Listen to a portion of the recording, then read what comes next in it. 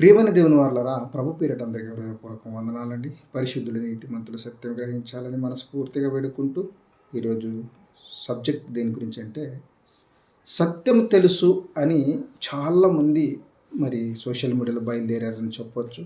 ఏ pastor అయినా సరే, తెర మీద కనబడుతున్న ఈ తెలుగు 2 రాష్ట్రాలు, కర్ణాటక, అలాగే హిందీ కూడా ప్రియమైన దేవుని వారలారా.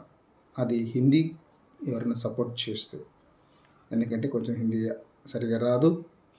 కాబట్టి ప్రియమైన దేవుని వారలారా, మరి ఈ 4 రాష్ట్రాలకి నా యొక్క సవాలు విస్తరిస్తున్నానండి. సవాలంటే ఏదో మీ మీద గెలవడానికి కాదు బ్రదర్స్.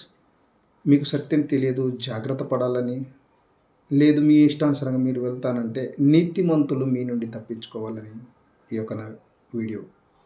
కాబట్టి మీకు 20 ప్రశ్నలు ఇస్తాను బ్రదర్స్. ఈ 20 ప్రశ్నలు మీరు వాడేవే.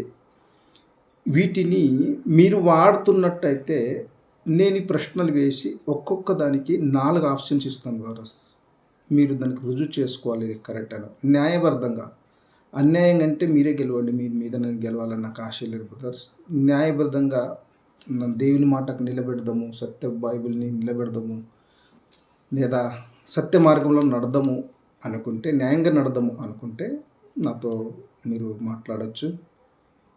అయితే చూడండి, నేను 20 ప్రశ్నలు మీకు ఇవ్వబోతున్నాను. అవేంటివో మీరు గ్రహించండి. మొదటిగా, బైబిల్ అంటే అర్థం ఏమిటి? బైబిల్ అంటే అర్థం ఏమిటి? ఈ బైబిల్ మీకు తెలుసా? మీకు తెలియదు బ్రదర్స్. తెలుసు అన్నవారు కామెంట్లో పంపగలరు. అలాగే రెండవదిగా, బైబిల్ ఎవరి కోసము రాయబడింది? ఈ బైబిల్ ఎవరి కోసం రాయబడింది? అందరి కోసమా? కానీ కాదు. అందరి కోసం అంటే అందరికీ అర్థం అవ్వాలి కదా, అందరూ చదవాలి కదా. కాబట్టి బైబిల్ అందరి కోసం కానే కాదు. మీరు అందరి కోసం అని చెప్తారు. అందరి కోసం చెప్పేవారు అబద్ధం చెప్తున్నారని చెప్పడానికి ఇష్టపడుతున్నాను. మూడవదిగా, బైబిల్ ఎంతమంది రాశారు? మీరంటారు మోషే రాశారు, యాకోబు, ఎవరెవరో రాశారు, ప్రవక్తలు రాశారు అంటారు. ఎవ్వరు రాయలేదు. ఒకే ఒక వ్యక్తి రాశారు బైబిల్లో. అందరూ చాలామంది రాయలేదు, ఒక్క వ్యక్తి రాశాడని నేను రుజువిస్తాను. మీరు అందరు రాశారని లేదా చాలామంది రాశారని మీ దగ్గర సబ్జెక్ట్ ఉంటే, మీరు అంటే మీరు అబద్ధం చెప్తున్నారు, సబ్జెక్ట్ ఉంటే నాతో మాట్లాడగలరు. లేని ఎడల మీరు అబద్ధం చెప్తున్నారు. నాలుగోదిగా, సువార్త అంటే ఏమిటి? సువార్త అంటే ఏమిటి? ఇప్పుడు నేను ఈ ప్రశ్నలు ఇస్తున్నానండి. ఇది సువార్త అవుతుందా? కాదు. మీరు ఏదో కథలు చెప్తున్నారు, అది సువార్త అవుతుందా? కాదు. బైబిల్ నుండి తీసి చదివి చెప్తే ఇది సువార్త అవుతుందా? కాదు. సువార్త అంటే ఏంటిదో మీకు తెలియదు బ్రదర్స్. మీరు అబద్ధం చెప్తున్నారు. సువార్త అంటే మేము చెప్పేది బైబిల్ నుండి చెప్పేదే సువార్త అన్నారనుకోండి, మీరు కూడా నాతో మాట్లాడచ్చు. ఓకేనా బ్రదర్స్? కాబట్టి మీరు సువార్త అంటే ఏంటిదో మీకు తెలియదు. బైబిల్ ప్రకారంగా దేవుళ్ళు ఎందరు? మీరు త్రిత్వం అంటారు, లేదా ఒక్కని అంటారు. నేను 2 దేవుళ్ళు అంటాను. లేదు అంటే లేదు, త్రిత్వమే ఒక్కనంటే మీరు అబద్ధం చెప్తున్నారు బ్రదర్స్. నేను చాలా ఆలోచించి ఈ వీడియో చేస్తున్నాను, మీరు గ్రహించాలి. ఏదో మీరు మీద గెలవాలని కాదు, సత్యంగా చెప్పాలని. మీకు సత్యం తెలియదని చెప్పడానికి నేను ఇష్టపడుతున్నాను. 2 దేవుళ్ళను రుజువు చేసే సబ్జెక్ట్ నా దగ్గర ఉంది, గ్రహించాలని వేడుకుంటున్నాను. ఏదో నా గొప్ప కోసం కాదండి, సత్యం చెప్పాలా వద్దా దీనికోసమే. నా గొప్ప వద్దు. నేను గెలవాలనుకోవట్లేదు. గెలవాలనుకుంటే ఎవరి మీద గెలవగలను, నాకు అవసరం లేదు. నా దేవుడు నాకు తోడుంటే చాలు, నాకు గెలుపు అవసరం లేదు. ఓకేనా? ఆరోదిగా, దేవుళ్ళు 2 అని నేను చెప్తున్నాను. మీరు ముగ్గురన్నా ఒక్కరన్నా నాతో మాట్లాడచ్చు. నాలుగోదిగా,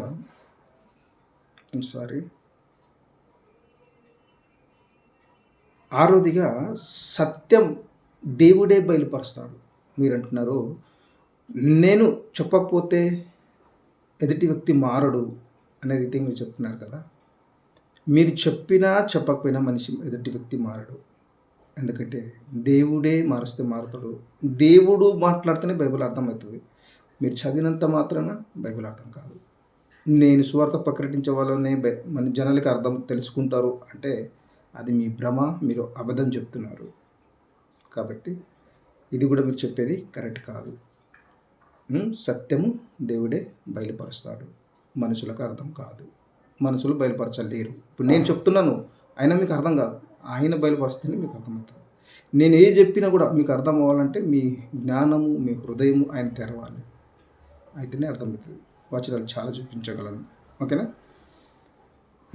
బ్రదర్స్? దేవుడు అద్భుతాలు చేస్తారా?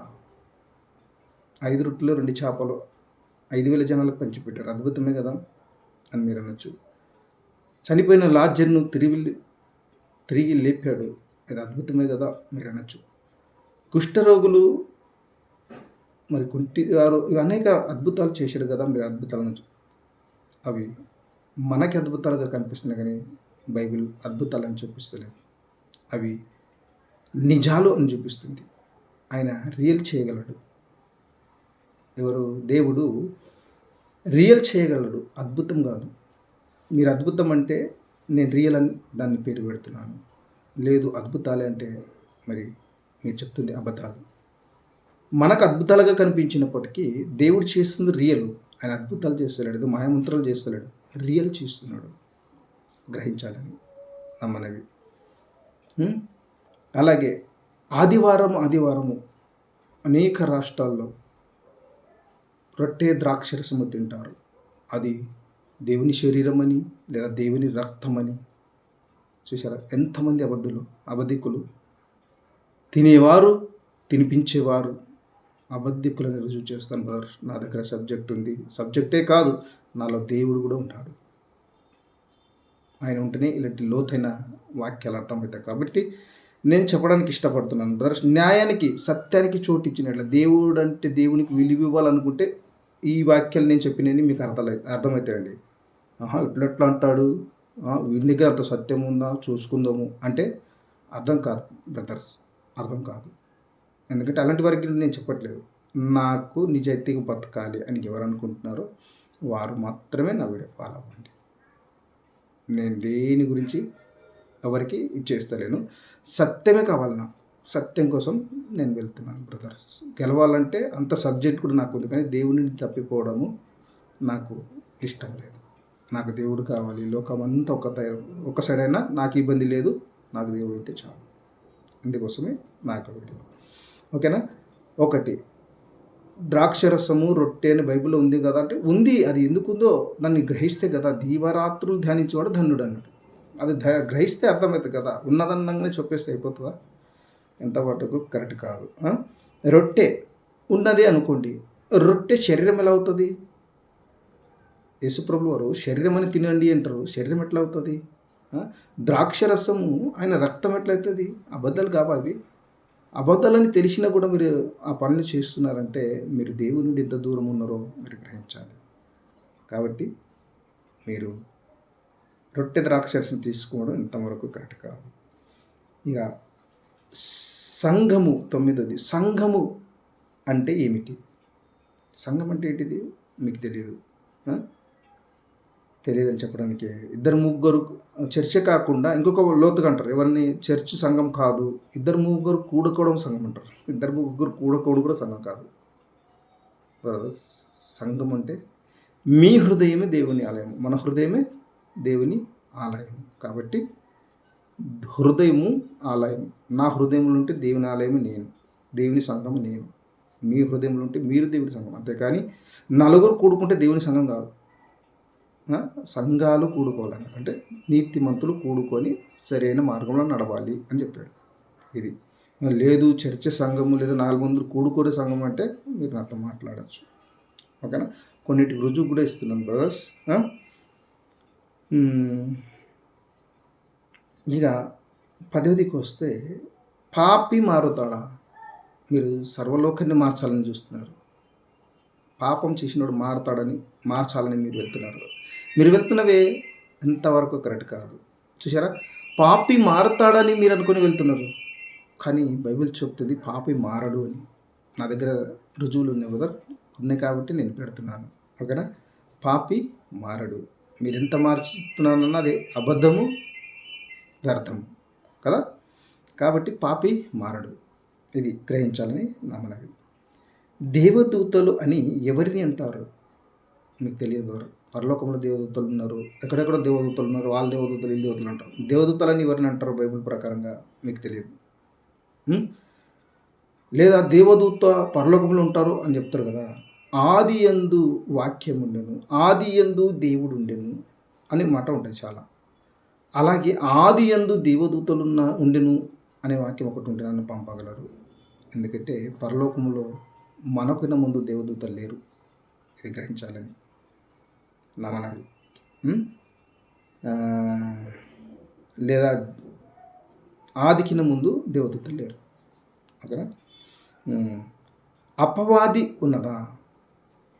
ఇది చాలా పెద్ద సబ్జెక్ట్ బ్రదర్స్. అపవాదిని బైబిల్లో చాలామంది అన్నారు. బైబిల్లో అపవాది లేడు. మరి చాలా చోట్ల అపవాది ఉన్నదో మీరే అబద్ధం చెప్తున్నారు. అపవాది ఉన్నది కదా అని మీరు అంటున్నారు. అవును, అపవాది ఉన్నది. కానీ దేని అంటున్నాడు ఆయన అపవాదిని? దేవుడు కానీ బైబిల్ కానీ అపవాది అని దేన్ని సంబంధిస్తుంది అని మనం గ్రహించేటట్లయితే మనలో ఉన్న క్రియ ఏది చెడ్డ క్రియకే అపవాది అని పేరు పెట్టాడు ఎవరు? దేవుడు. కాబట్టి ఆ అపవాది అనగానే ఏదో ఒక శక్తి, ఏదో ఇది కాదు. మనలో ఉన్న చెడ్డ ఆలోచనకే అపవాది. బైబిల్ అదే చెప్తుంది. నేను చాలా రుజువు ఇవ్వగలను బ్రదర్స్. అపవాది అనగానే దేవుడు ఒక ఆయన ఉన్నాడు. అలాగే దాంతో అపోజిట్ అపవాది ఉన్నది. ఒక శక్తి గలది, మనల్ని మోసం చేస్తుంది అనే రీతిగా మీరు ఉండకండి. మీరు గ్రహించండి.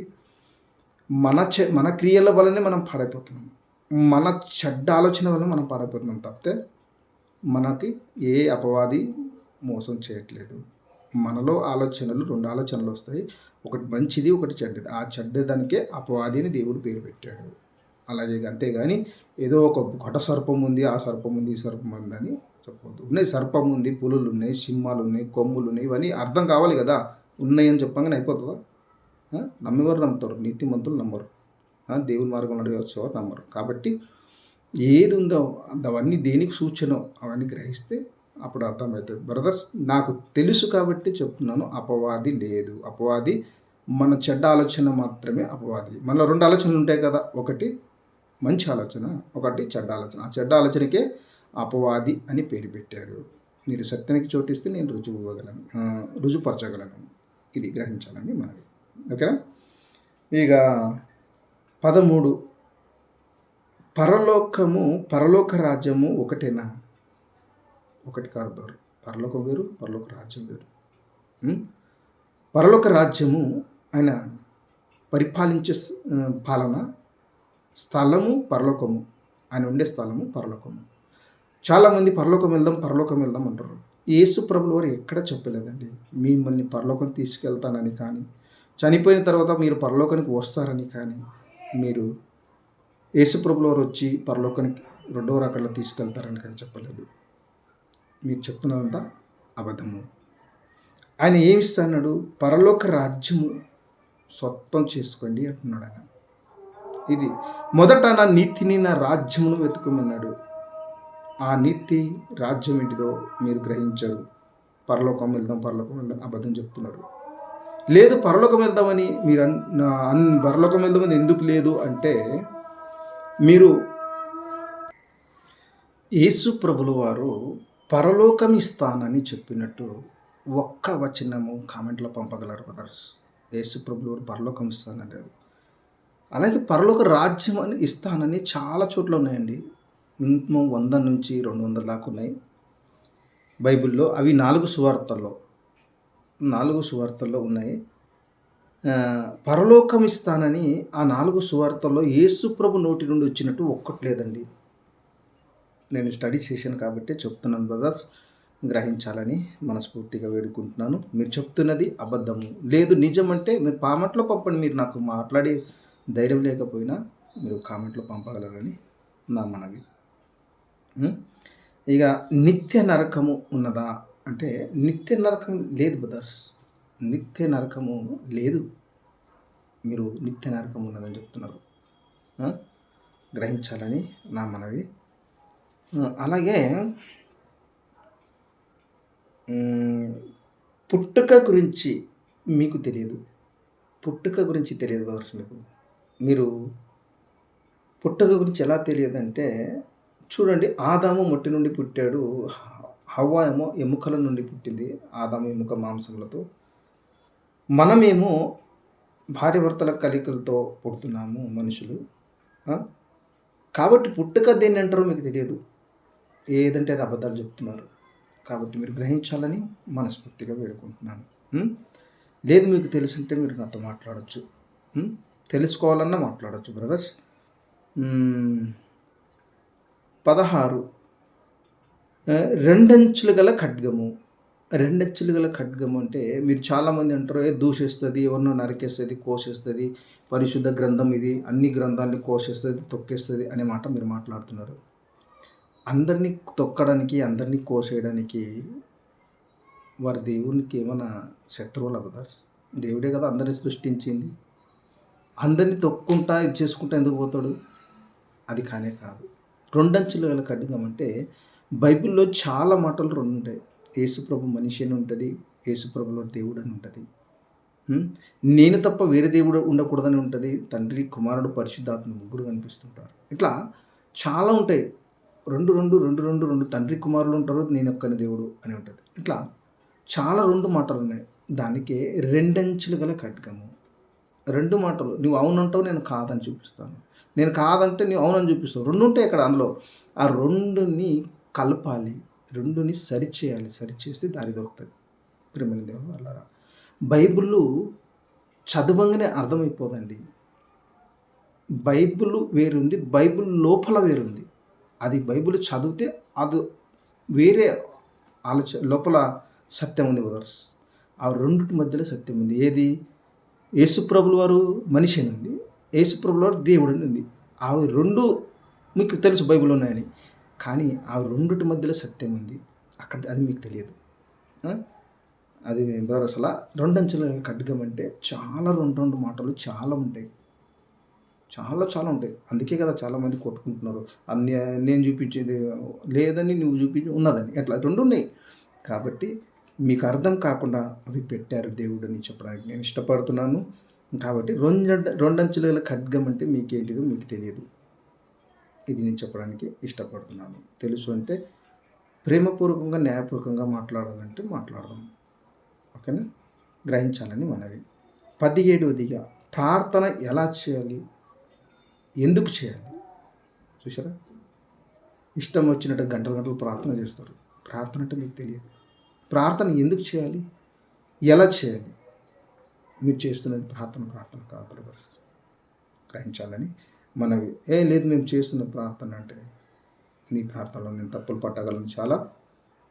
మరి గ్రహించాలని మనవి. లేదు నాకు వచ్చు ప్రార్థన అంటే కూడా మీరు మాట్లాడచ్చు. లేదు తెలుసుకోవడానికి కూడా మీరు మాట్లాడచ్చు. న్యాయబద్ధంగా బ్రదర్. మీరు నా మీద గెలవాలనుకుంటే మళ్ళీ చెప్తున్నాను, నా మీద గెలవాలంటే మీరు గెలవండి, నాకు అవసరం లేదు. నా గెలుపు నాకు అవసరం లేదు. సత్యం చోటిచ్చేవారే నాకు కావాలి. ఓకేనా? 18వదిగా మనిషి జంతువులతో సమానమే.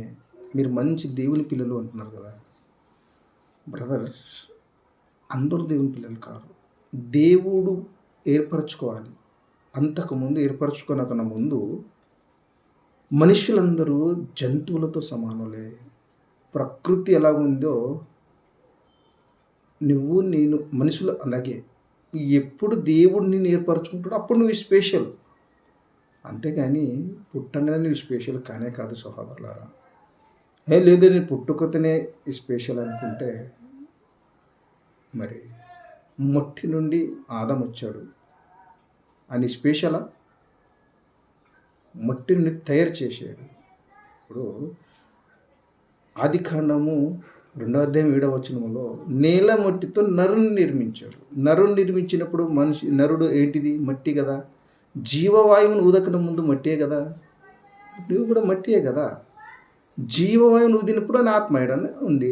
ఆత్మనే మీరు అన్నట్టుగా ఆత్మని అనుకుందాం. ఇప్పుడు నీలో నాలో మీరు ఆత్మ ఉన్నది అని మీరు అనుకుంటే మీకేం చేయలేను, చెప్పలేను. కాబట్టి ప్రేమని దేవుని వాళ్ళరా, ఆత్మ ఆత్మకిన ముందు శరీరం నరుడు ఉన్నాడు. నరుడెవరు? మట్టి. ఇప్పుడు మట్టి నుండే కదా ప్రతి ఒక్కటి సృష్టింపబడింది. భూమి మీద ప్రతి ఒక్కటి మట్టి నుండి వచ్చింది బ్రదర్స్. మట్టి మాత్రం నీళ్ళ నుండి వచ్చింది. ఇది గ్రహించాలని మనవి. లోతుకెళ్తే మీకు అర్థమవుతాయి. కాబట్టి మనుషులందరూ జంతువులతో సమానులే. ఎప్పుడు దేవుడు నిన్ను ఏర్పరచుకుంటాడో నీవు దేవునికి కుమారుడివి. అది ఇక్కడ మెయిన్. నీవు దేవునికి సహోదరుడివి. ఇది ఉంటుంది. యేసుప్రభుల వారికి సహోదరుడు ఎప్పుడు సహోదరుడు? ఎప్పుడు ఏర్పరచబడతావో, దేవుడు నిన్ను ఎప్పుడు ఏర్పరచుకుంటాడో అప్పుడు నువ్వు సహోదరుడు. అంతకుముందు నువ్వు సహోదరుడు కాదు. అపవాది సంతానమా అన్నాడు. ఎందుకన్నాడు? తన పిల్లల్ని, తన సహోదరుని అపవాది సంతానం అంటారా?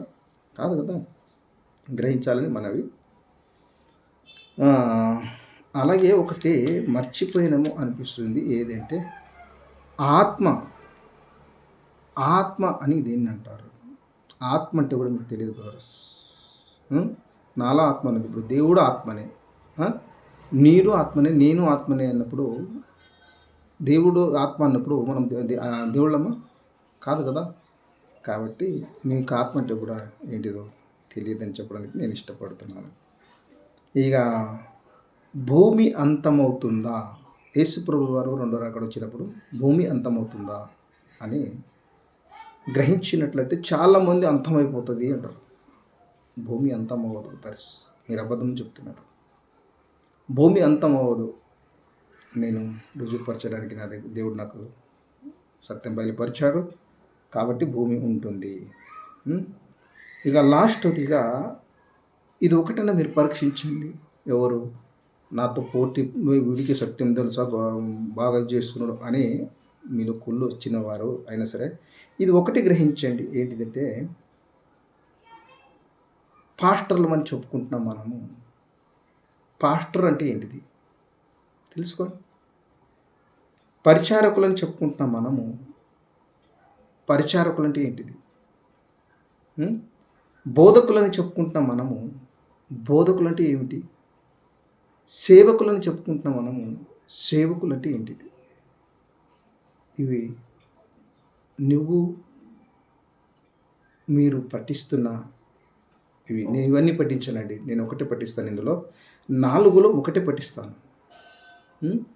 మరి నీ బైబిల్ ప్రకారంగా నీవు పాస్టర్ ఎలా అవుతావు? పరిచారకుడు ఎలా అవుతావు? బోధకుడు ఎలా అవుతావు? సేవకుడు ఏ ఆధారం బట్టి నువ్వు సేవకుడిని పిలువబడుతున్నావు? బైబిల్లో ఏ ఆధారం బట్టి నీవు పాస్టర్ అని పిలువబడుతున్నావు? బైబిల్లో ఏ ఆధారం బట్టి నీవు పరిచారకుడు అని పిలువబడుతున్నావు? బైబిల్లో ఏ ఆధారం బట్టి నేను బోధకుడు అని చెప్పుకుంటున్నావు? వీటిని నువ్వు గ్రహించి చెప్పే సబ్జెక్ట్ ఉంటే నాకు ఫోన్ చేయొచ్చు బ్రదర్స్. నేను ఎవరికి నంబరు ఇవ్వకూడదని ఆశ కలిగి ఉండేవాడిని, కానీ ఇవ్వాలని ఆశ కలిగి కూడా ఉన్నాను. ఎందుకంటే లోకజనానికి భయపడితే ఎలా కుదురుతుంది? కాబట్టి నేను ఇవ్వాలని ఆశ కలిగి ఉన్నాను. మీరు ఏం చేస్తారంటే బ్రదర్స్, నా నంబర్ ఆల్రెడీ యూట్యూబ్లో ఉంది, వెతికితే దొరుకుతుంది. గనుక మీరు గ్రహించవలసింది ఏంటిదంటే బ్రదర్స్, న్యాయంగా మాట్లాడాలి నాతో. గెలుపు కోసం అంటే మీరు గెలవండి, నాకు అవసరం లేదు. న్యాయంగా మాట్లాడాలనుకుంటే మీరు ఖచ్చితంగా మాట్లాడచ్చు. బ్రదర్స్ గ్రహించండి. నీతిమంతులుగా ఉండాలి. అనిత్యమంతులుగానే ఉంటారు. కాబట్టి నీతిగా ఉండాలనుకున్న వారు నా వీడియోకు ఫాలో చేయండి బ్రదర్స్. నేను ఏదో ఆశ కలిగి, లోకానుసరమైన ఆశ కలిగి నేను వీడియోలు చేయట్లేదు. అలా చేసి చాలా చేయొచ్చు. మరి నేను న్యాయబద్ధంగా వెళ్దాం అనుకుంటున్నాను. దేవుడు ఏది ఇస్తే అది తీసుకోవాలని ఆశ కలిగి ఉన్నాను. కాబట్టి బ్రదర్స్, మరి నా వాక్యం మీకు నచ్చినట్లయితే మీరు సబ్స్క్రైబ్ చేసుకొని న్యాయంగా నడవాలని మనస్ఫూర్తిగా వేడుకుంటున్నాను. నా నంబర్ 9989620821 అండి. మళ్ళీ అడుగుతున్నాను బ్రదర్స్, మీరు నాతో గొడవ పడడానికి ఫోన్ చేయకండి. న్యాయబద్ధమైనగా మాట్లాడుకొని జనాల మధ్యలో పెట్టడానికి మాత్రమే ఫోన్ చేయాలని మనస్ఫూర్తిగా వేడుకుంటూ, నీతిమంతులని నీతిమంతులు కలిసి దేవుని మార్గంలో నడవడానికే మరి ఫోన్ చేయాలని మనస్ఫూర్తిగా వేడుకుంటూ, మరి దేవుని చిత్తమైతే మీకు ఈ వాక్యము అర్థమవును గాక. అందరికీ వందనాలు.